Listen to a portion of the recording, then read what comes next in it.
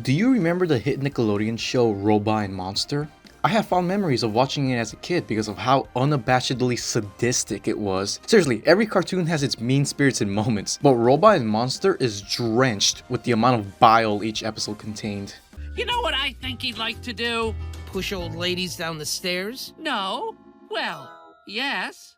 One of its main supporting characters is Ogo. He's the neighbor and friend of our main characters. On the surface, he may seem like your run-of-the-mill annoying comic relief punching bag, but underneath that obsessive smile hides one of the most sad, damaged, and tragic lives ever written. Move over, Guts, Oedipus, Doofenshmirtz, and Captain Syrup. This right here is what true tragedy looks like.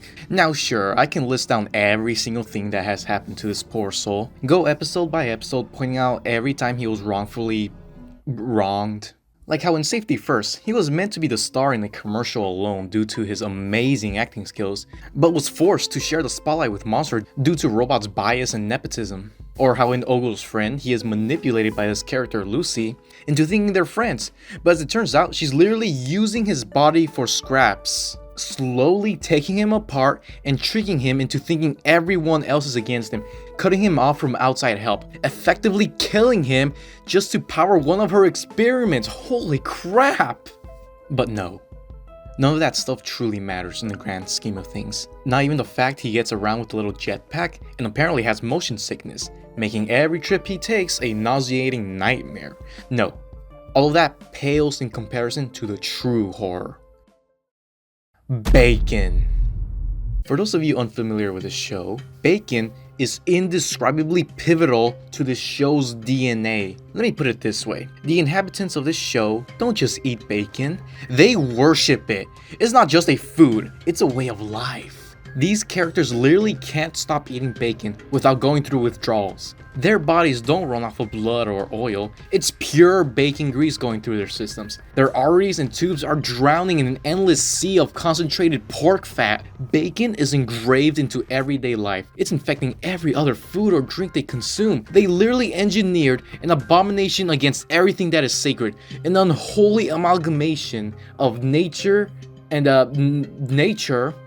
Bacon trees. These are just a thing in this world. It's just bacon, bacon, bacon everywhere. Bacon this, bacon that. It's bacon all the way down until it loops around back to the top again. These guys like bacon more than the characters in SpongeBob like Krabby Patties. Bacon is so integral into everyday life that not partaking in the consumption of bacon is considered weird and off-putting. And guess who's the only person in the entire show that doesn't eat bacon? Ogo. Because he's allergic. And we'll have baconless bacon balls because I'm allergic. Oh, and look at this. Oh, this poor damned soul. He's been doomed from the start. This social outcast is shunned for a simple allergy that no one can do anything about. Bacon literally ruined his life before he was even born. Maybe you're not convinced yet. You're probably thinking, oh, surely bacon isn't that much of a crutch in this monster and robot world. So much that it can cripple someone's reputation. Let me draw your attention to the holiday special, Baconmas. Yeah, they have a whole holiday dedicated to bacon. Are you surprised? Though at least this time there's a good reason for it. You see, we get a good bit of lore regarding this world's past. There was once a time when organics and mechanics didn't get along. They hated each other, always fighting and disagreeing on everything. They were just about ready to tear each other apart when suddenly, this mythical figure called Saint Crispy, who's kind of this world's Jesus Christ Santa Claus fusion half and half god thing, brought bacon to this world and united its people forever. Bacon literally ended a race war. Bacon laid the foundation of harmony and peace. It's the glue that holds this entire society together. Without bacon, everyone would fall to entropy and chaos. Ogo is an isolated freak.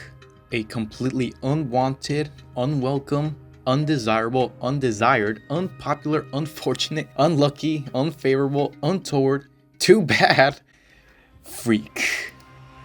A loser of life. Because of bacon. Can you imagine never being able to fit in with society? Because it would literally kill you to try. You would die just so people can treat you like a robot being.